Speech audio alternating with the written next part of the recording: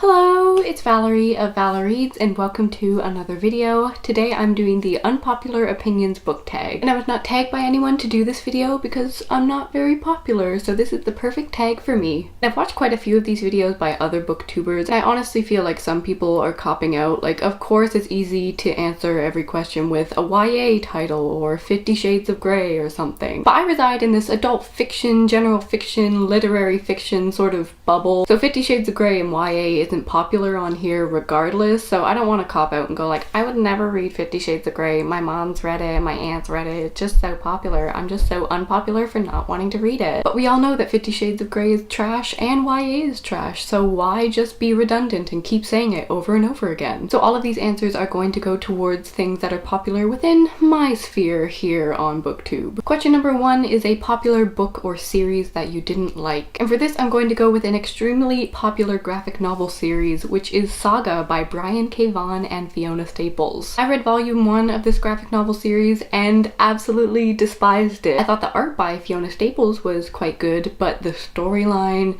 the plot, the characters, and especially the writing by Brian K. Vaughan was absolutely pitiful. All the different sci-fi settings didn't really come together very well, but my least favorite thing about this series was the terrible, raunchy, lewd, awful, cringy humor.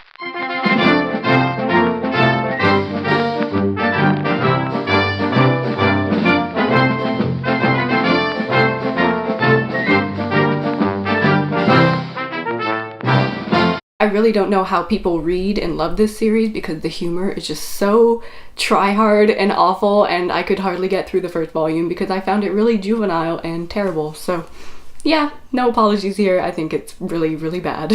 Question number 2 is a popular book or series that everyone else seems to hate but you love. And for that I went into my Goodreads to check out the lowest rated books that I've read, and one of those was Ethan Frome by Edith Wharton, which I read late last year and really enjoyed, even though it was absolutely heartbreaking and sad and wonderful. This had a low rating of 3.35 out of 5, so that's pretty low, one of my lowest on Goodreads, but I gave this a 4 out of 5. I absolutely loved it. But I feel like this is a book that lots of kids are forced to read in school, so maybe it's just a bunch of 12-year-olds who didn't like it, but I feel like other people would enjoy this. It's really sad and good, so what's wrong with you guys? Question number 3 is a love triangle where the main character ended up with someone you did not want them to end up with. I don't read a lot of books with love triangles in them. I feel like that's a very YA convention, but one book that centered around a love triangle and unrequited love that I did not enjoy was Love in the Time of Cholera by Gabriel Garcia Marquez. This book just creeped me out and I didn't like it. It is about a man who is fiercely in love with this woman, but the love is unrequited and she marries someone else. And this guy waits around for 50 years until her husband dies, and he shows up at his funeral to profess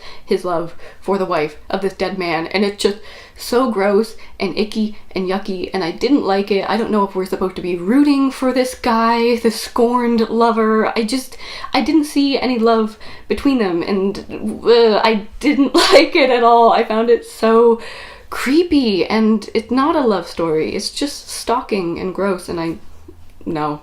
Absolutely not. Question number 4 is a popular genre that you hardly reach for. And for me, honestly, that's any genre fiction. I don't reach for high fantasy or low fantasy for that matter. If I'm going for sci-fi, I'm going for like a classic dystopian, like A Brave New World or A Handmaid's Tale, Fahrenheit 451. I don't read romance or YA or westerns or anything like that. I loathe self-help books and celebrity memoirs. And one thing that I need to get off my chest is I don't really understand poetry. Especially this new wave of sort of Tumblr poetry that's coming out right now. I don't get it. I don't like it. I don't reach for it. I know a lot of people enjoy it and it speaks to them, but I'm just not a sentimental person. I like a story, honestly, but really, it doesn't do anything for me. Question number 5 is a popular or beloved character that you do not like. I don't know if the protagonist of this book is a beloved character, but 1984 by George Orwell, I found the characters to be so bland and I wasn't rooting for them at all. Of course, I know the characters in this book are living in a very oppressive regime, so they can't express their true personalities, but was there any real personality to express in this book? I don't know. I think George Orwell could have done better to create a more sympathetic, likable character, but I didn't like any of the characters in here. I didn't find them interesting or compelling or anything. Question number 6 is a popular author you can't seem to get into. I think when I was 16 or 17 in high school, I read Cat's Cradle by Kurt Vonnegut, and it did not get along with me. Maybe the humor or the storyline or the characters, I don't know, but since then I've not been tempted to pick up another book by Kurt Vonnegut. I don't even think I'd like Slaughterhouse-Five. I'm just afraid to pick him up again, and maybe I never will, but yeah, Kurt Vonnegut and I'm probably not going to be friends. Question number 7 is a popular book trope that you're tired of seeing. And for me, that would have to be the struggling, tortured expat writer, artist, musician, actress living in Berlin, London, or Paris. I've read enough of those books where I'm sick of that sort of story. You can drink your coffee and smoke your cigarettes in a cafe, walk down cobblestone streets in the rain, go to your brothels and your vaudevillian cabarets without me. I'm just so not into that anymore. Also, if someone is reviewing a book and they say, "This book is full of great pop culture references," I totally tune out. I am not here for that. I read books to escape from this terrible world that we live in, so if I'm reading a book and it's referencing pop culture, no, get away from me. I don't want to live in this world where people are constantly talking about 80s and 90s music. Ugh, no, don't. Question number 8 is a popular series you have no interest in reading. If you've watched my channel for long enough, I hope you know that I have never read Harry Potter, and I have absolutely no interest in reading Harry Potter. If I have children and they want to read Harry Potter, I am kicking them out of my house and disowning them. But series just aren't for me anyway. I'm not drawn to series because they're typically some sort of genre fiction, like fantasy or sci-fi, and that's just not my thing. But there is a very popular literary series that's going around right now, and that is the Neapolitan novels series by Elena Ferrante. Absolutely no review that I've seen of this series has been good or compelling enough to make me want to pick up books that look like this. Why, Europa? Why? Question number 9 is, the saying goes, the book is always better than the movie. Not true.